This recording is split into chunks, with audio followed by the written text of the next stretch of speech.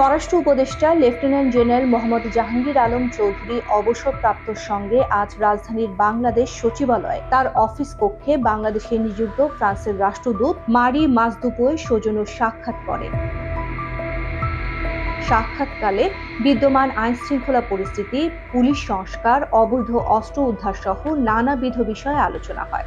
বৈঠকে স্বরাষ্ট্র উপদেষ্টা বলেন, বাংলাদেশের আইনশৃঙ্খলা পরিস্থিতির ক্রমান্বয়ে উন্নতির দিকে, যদিও নানা শ্রেণী পেশার মানুষের বিভিন্ন দাবি দেওয়া ও ইস্যুভিত্তিক আন্দোলনের কারণে তা কিছুটা চ্যালেঞ্জের সম্মুখীন। আশা করি দ্রুত পরিস্থিতির উন্নয়ন ঘটবে। বিভিন্ন থানা থেকে লুট হওয়া অস্ত্রের ব্যাপারে রাষ্ট্রদূত উদ্বেগ প্রকাশ করলে উপদেষ্টা বলেন, শীঘ্রই অবৈধ অস্ত্র উদ্ধারের বিষয়ে অভিযান পরিচালনা করা হবে। উপদেষ্টা এই সময় বিগত সরকারের আমলে কিছু লাইসেন্সকৃত অস্ত্রের অবৈধ ও অপব্যবহারের কথা উল্লেখ করেন এবং সে বিষয়ে পদক্ষেপ গ্রহণের কথা জানান। রাষ্ট্রদূত পুলিশ সংস্কারে বর্তমান সরকারের পদক্ষেপের বিষয়ে উপদেষ্টার নিকট জানতে চান। তিনি বলেন, পুলিশদের বিশ্রামকালীন সময়ে কম থাকার কারণে অনেক চাপের মুখে তাদের দায়িত্ব পালন করতে হয়।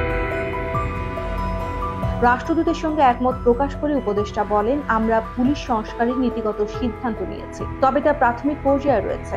আমরা পুলিশ বাহিনী ছাড়াও পর্যায়ক্রমে স্বরাষ্ট্র মন্ত্রণালয়ের আওতাধীন অন্যান্য বাহিনীর সংস্কারে উদ্যোগ নিচ্ছি।